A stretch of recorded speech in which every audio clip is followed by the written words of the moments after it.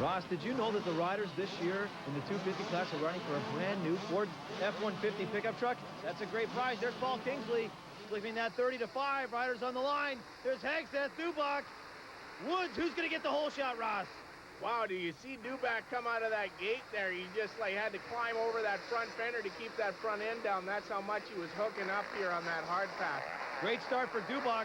Also for Hagstedt, I thought I saw Marco Dubé up in the mix. A great start for Dubé there running in third here. Let's see what Marco can do here with this great start he's got. Boy, Ross, Hagstedt has been riding very smooth this race day. Let's see if he can keep pace with Dubach, pair of Yamahas. Although we have the 4-stroke of Dubach out front and Hagstedt on the 2-stroke. Boy, they're really tight.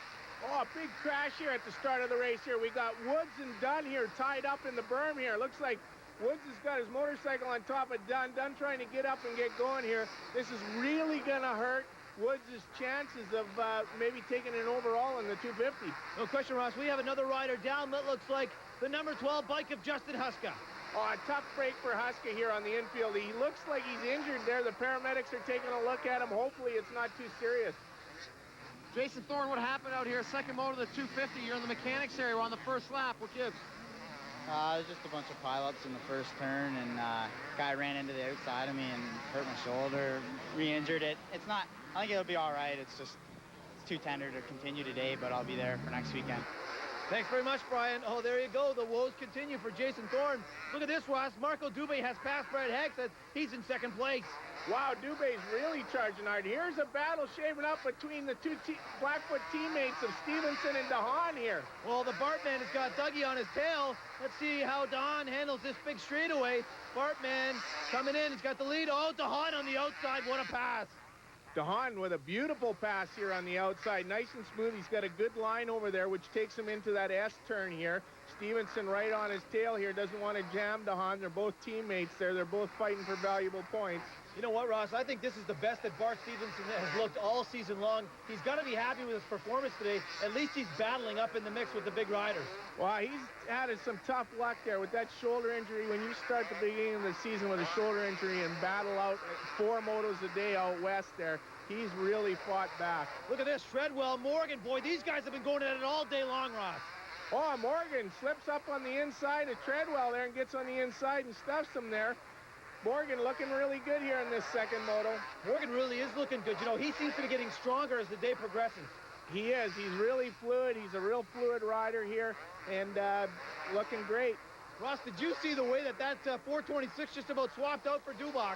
Dubach, he likes standing up on that thing, and he lets the bike move around underneath him, so it looks like he's getting a little out of shape more than he really is. Ross, it looks to me that Marco Dubé has made up some ground on him. And look at this. Oh, Bart Stevenson's out of the race, Ross. That is, oh, he's upset. Well, rightfully so. He's just really come back, and he was looking good that moto, and to have mechanical failure's got to be tough. Here we go. Whipple on the hot seat again. Looks like, oh, that's Langevin pulling off the track. What the heck's wrong with him? Langevin must have had a problem, too. Whipple here looking good. Oh, Langevin off the track on the side of the track here. Looks like he's injured something here. Oh, Ross, he is in a lot of pain. Tough break for Alex Langevin. Here we're back with the number 3 bike of Darcy Lange. Looks like he's wheeling in a Honda. Ross, that's number 20, Lance Rickard. Rickard and Lange going at it here. We see Lange on the outside looking real smooth. He's coming up from a bad start here, really pushing hard. We're back with the number 2 bike of Doug DeHaan, currently riding. Oh, look at that, Ross. You're talking hard track. He just about swapped that 250 out as well. Boy, he had that bike twitch in there. DeHaan masterfully handling that motorcycle around the track, and he's followed close by that Florida rider, Thomas. The Sandman, as you like to call him. Boy, I tell you what, coming back from that injury in that first 125 moto, he looks very strong out there, Ross. He looks real strong, but he's really fighting this track. Thomas is, you know, known to be a sand rider, and this is bullet hard, this track, and not something that he really feels comfortable on, I'm sure, but he looks real good out there. Yeah, he's picked up the pace on DeHaan, really pressuring him. Let's see how they take this corner. DeHaan coming in, takes the inside. No, he goes outside. Thomas inside. Look at this side-by-side, Ross. Thomas looking for a way around 2 teammates. They don't want to make contact there, just as Stevenson and DeHaan didn't want to make contact earlier on in this race. Thomas, oh, great pass on the inside. Did he set DeHaan up for that one? He really did. It looked like Doug DeHaan left the door open there, Ross. He did. He drifted out a little bit wide. And then here we see Thomas making a mistake, a bobble, but DeHaan being right behind him in the corner there couldn't get by and ran into the back of him and actually helped Thomas get out of the rut. Here we are back with the number 4 bike of Jay Whipple. He's under pressure. That's the 37 bike of Mitchell Cook for the two-wheel Pro Action team, Ross. Well, Cook's running real well here. Whipple, you know, this is his second race back on that Gallon Motorsport Yamaha.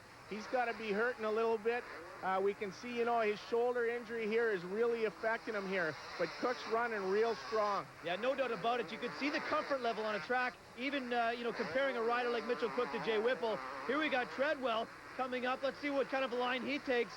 Coming in. Oh, nice right-hander. Is that Thomas behind him? Boy, Thomas is picking up the pace. Thomas sure is. He's pulled away from DeHaan here and is now reeled in Treadwell and going, looking for a way around. He's got him on the inside up to the triple. Great pass by Thomas. He's really excelling here in this second 250 moto. Yeah, great acceleration. Oh, no, here comes Whipple. Whipple and, oh, there he is. There's Josh Woods back from the crash. He makes short work with Whipple. Woods coming from dead last there. We saw him and Dunn laying in the first turn there. Came from dead last. He's really coming on strong here, looking real good, and he's actually reeling in Cook here. He certainly is. I can't believe how many people have passed Jay Whipple on this day. We're back with the number 118 bike of Doug Dubach, comfortably out in front. You know what, Ross? He is not letting up, though. He is on the gas. He sure is. He doesn't have much of a lead here on Dubé, and Dubé wants to prove something that he's still got what it takes to win here. He's giving Dubach some fits here. Dubach looking real smooth out front, though. Here comes Woods. Woods on Cook. Oh, Woods with a nice inside line. What the heck was Mitchell Cook doing going outside like that? Cook must be getting a little bit tired because he just went way out wide there. And Woods just went on the inside and passed him. There was no fight or anything there. Well, he had to know that Woods was behind him, so I'm surprised he left the door open. Okay, there we had the last lap flag for number 118, Doug Dubach. There's Hagseth running in third place, looking real comfortable on that Pacific Yamaha there of Bill McLean.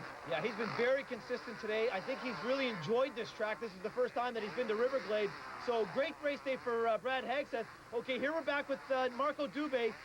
Currently in second place. Boy, this is a great moto for him. What is it with the second motos of the day for him? Dubé seems to shine in them second motos there. He's a little more warmed up. I think the bugs are all out of him. He's not as nervous here, and he's actually not too far off the pace of Dubach's here. Certainly not all by himself in second place. Let's take it back to the 118 bike of Doug Dubach. There he is on his last lap. Boy, is he handling this race day. I can't believe it. He's just a master. He's in total control. Smooth, fluid, and in total control, waving to the crowd there. He's got a nice lead on Dubé and running up front here on that Gallon Motorsport Yamaha. You know, Ross, the last couple of race days, the competition has started to heat up. It looked like people were going to be pressuring Dubach for the lead, but today he's been in total control, and I want to say dominance. This is the kind of dominance that we saw earlier in the race series, and I tell you what, Doug Dubach has got to be happy with his performance here today. He really does. He's been getting stronger as the season's been going on. I mean, he's been unparalleled by anybody else. Here you go, Doug Dubach on the FedEx Yamaha 426, taking the checkered flag in the second 250 moto.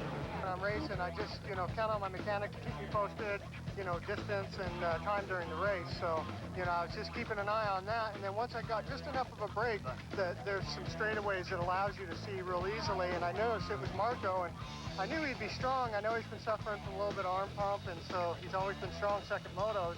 And so he held a good pace, and, I think we pulled away pretty far.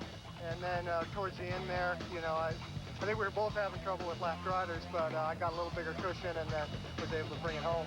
Would you like to introduce the fans to your daughter here? My little 3-year-old daughter, Riley, here. She's been traveling around Canada with me, seeing the sights. You happy when your daddy wins, Riley?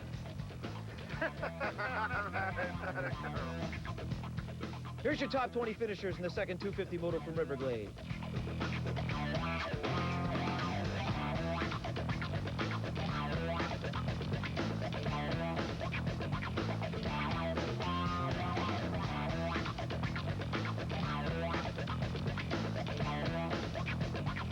I'm very happy because it's just like a win for me.